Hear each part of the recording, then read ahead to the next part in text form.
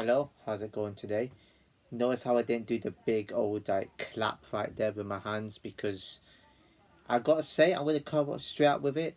That performance was the worst performance I've seen from this United team this season. Yeah, Liverpool, okay, fair. Liverpool are going for the league. They have players that have been around for years. They have experience, right?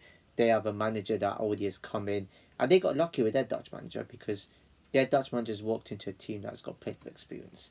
Fair enough, okay, we could take it on the chin, that's fair enough. We could count it as like a bit of an off day, so I don't know how you want to call it.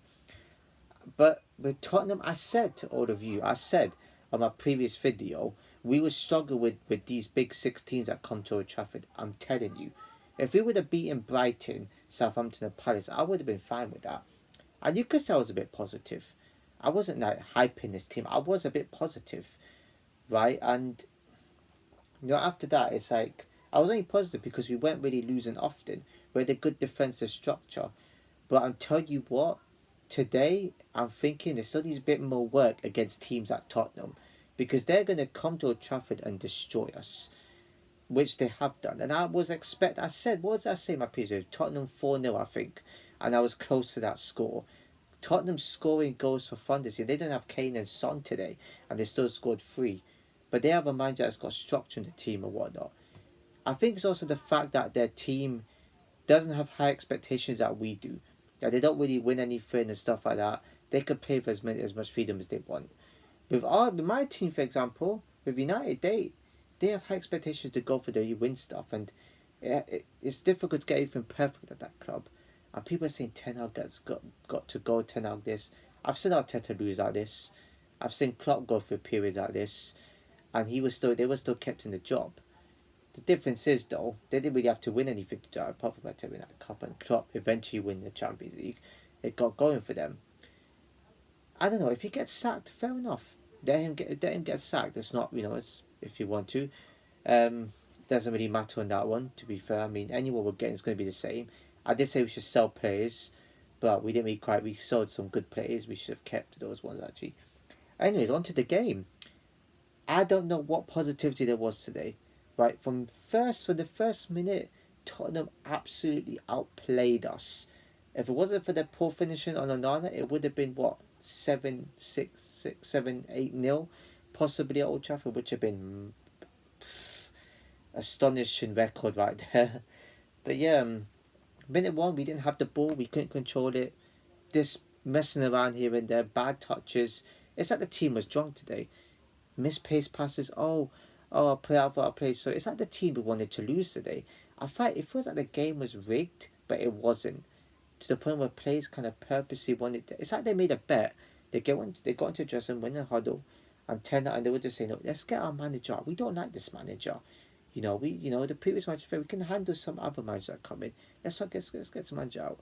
It's like they were drunk today. It's almost like they just took drugs or whatever. I don't know, but you can't play this bad unless there's something going on behind the scenes. It's like this team just met today. It was absolutely appalling. The first goal, don't get me wrong, it was class from, who was it? Kulisevsky, was it? Running down that side there, passing plays. Good first goal from Tottenham. Ben Johnson, it was in.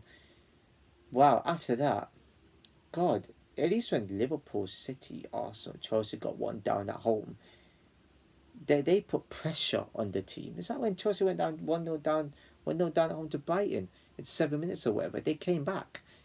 They had confidence. They put pressure on the team. We never showed that. It's like there's a conspiracy for all these teams to play well against us and play poor against other teams to make us look bad. That's what it is. I don't know. Everyone's saying bring back Solskjaer. It's not gonna make no difference though. To be honest, Solskjaer wouldn't deal with this. We were having losses too, but I don't know. Football's kind of a bit better, I guess. I don't know. I mean, we just didn't do anything apart from that huffing and puffing at near the end of the first half where we had a moment, the odd shot, Ganacho hit the post, which is unlucky, so we did have the odd moment there, which wasn't enough. I don't remember us making the goalkeeper working it off, apart from Rashford having a bit the odd times down there passing. The crossing was poor, corners were atrocious. I don't know what to say about those. They just didn't hit past the first man. It was absolutely poor. Then you got Fernandes. The only sympathy I've got for this team was that wasn't a red card.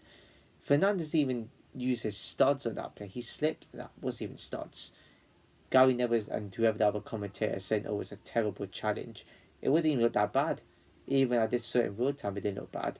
Red cards, you think, okay, that's it, game over, end the half, blow the whistle. And the good job I was with my future wife today. Like we had other other priorities somewhere. We didn't like I didn't really focus on the match that much, to be honest.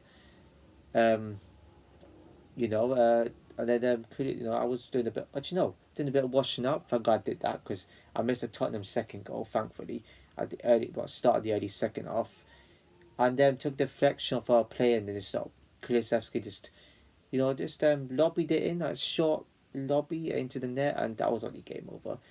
I got to say though, we had the odd moments where we made the keeper work a bit, just the odd one or two times. We did have opportunities. Casemiro, you had there. We had what I think another player that went wide. We had the odd opportunity. If we would have taken one of those, we could have been like, okay, fair enough. We didn't even take that. Even the finishing wasn't up to par. Casemiro was dreadful. Every player was downright dreadful. At least against FC20, we would look comfortable after 1-0 and we could have easily scored a second, but didn't. God, like in games where we don't need to defend, we defend. In games where we have to defend, we don't defend. I just don't understand this team half the time. And then Tottenham started obviously kicked in the gear, had their pass, and they were quick. Then it's almost as if this Ange manager came in like 3 years ago in Tottenham, 3-4 years ago, and started making a pace of good football. And this is when he sold Kane last season, which is mad. This is a team that has balance. This is what I'm talking about. Balance in the Tottenham team, but they might not win anything this season. So I wouldn't really say, they scared me today, but in general though, it's not them that I'm worried about. I'm worried about if Liverpool's going to go out to win the title. I'm worried about if City can get 5 in them. Imagine that, boy. Anyway, forget about that. The third goal, Solanke put in, and the corner, boom. I think when you had 2 corners in the entire game of 3, that's not good enough. We as the home team should put pressure on them. I can't understand being away to them. Yeah, we were always going to lose that. And I said it was expected. I don't get why these. I don't know if there's any United fan even made any progress in this. I don't think. I don't know what United fan would think we're actually going to win the game today. Not even a draw I expected. And they were talking about managers getting sacked here and there. It don't matter. Ange could have lost that game today, and he wouldn't have got sacked because apparently he makes them play good football, and that's the only way to keep a manager in bottom above. I don't know. I watched Chelsea yesterday. I see the highlights. 4-2 at home to Brighton. Cole Palmer scoring 4 goals. And if he was in this United team, would he do the same? I don't know if he would. That's the thing. Chelsea with that big... I don't know if anybody said... I don't know if I said any of my videos. Everybody kept saying, oh, Chelsea people don't think Chelsea's squad. Their squad is big, which is good.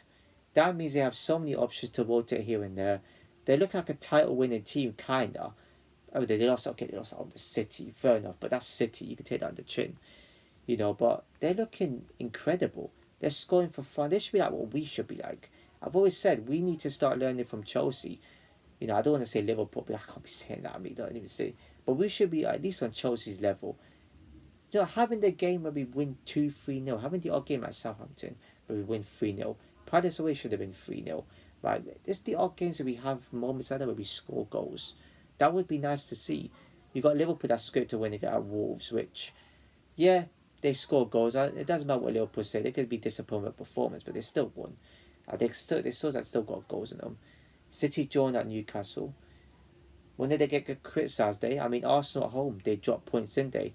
And also had 10 men throughout the second half, or for the whole second half. So they might have got Newcastle, but I'm just saying, even like Everton scraped to win against Palace to help them out, and Brentford joined at home to West Ham. Okay, I guess, I don't know. It was not only Fulham ruining Forest unbeaten start of the season, unbeaten run. Interesting. They're looking good, but how they got on with us though? Guess they'll be waved on about a lot though. I don't know. Ipswich drawing 2-2 against Villa. Good on Ipswich. At least they've got some pedigree in scoring goals. But I know I'm not making sense here and there, but I'm trying to keep the video going. If Ten Hag gets sacked, who would I bring in? That's another question too. I would bring in Simeone if he had to. I would probably bring in Zinedine Zidane.